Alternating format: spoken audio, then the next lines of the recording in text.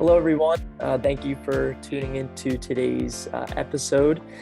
So with me here is Milan Otajovic of Insight Plum for our second partner showcase recording. Today, we're going to walk through the supply chain disruptions, ESG and procurement and data transformation. But before we get started here, I'll let Milan briefly introduce himself and we can get going. Hello, everyone. My name is Milan and I work for Insight Plum as a director of partnerships and alliances. And together with our partners like Xeeva, we are trying to bring a fresh new wind to the procurement technology world and helping our customers to get most out of their technologies. Together with partners like Xeeva, we are transforming the way how the procurement and supply chain organizations help their own businesses to thrive in this complicated and ever-changing environment.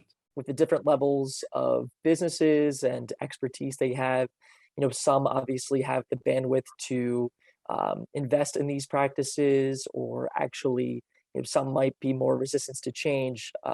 So how would that play into effect with the different levels of businesses? What are some maybe minor changes one can make into their daily routines, daily operations, or for their long-term goals as well, to have those more, environmentally sustainable practices?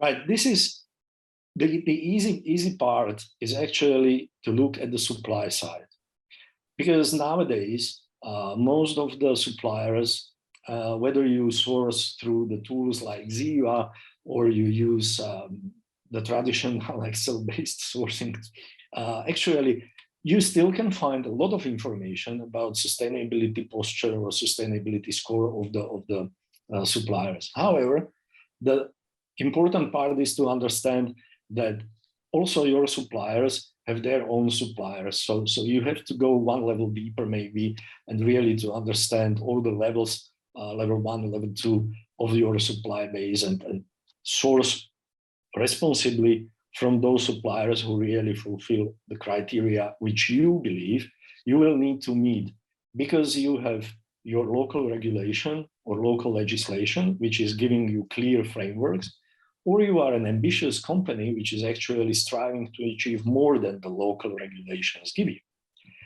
But the easiest part to start with is definitely start with the supply side.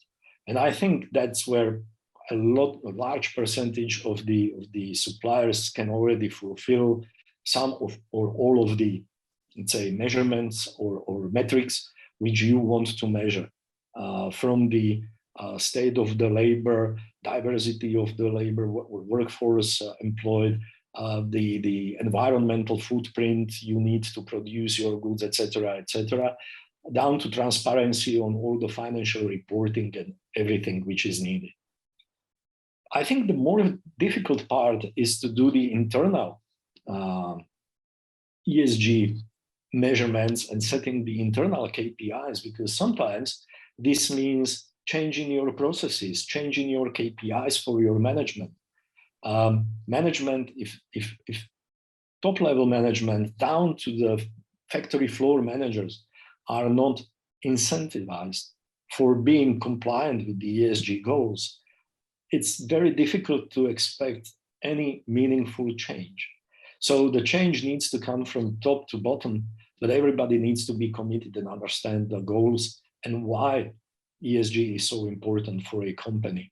But this is really more difficult and takes more time and probably more effort to set up the proper ESG frameworks and KPIs and implement them in the real life internally, than just reaching out to the suppliers who are already reporting properly, or open data, or they play with the open books, so to speak.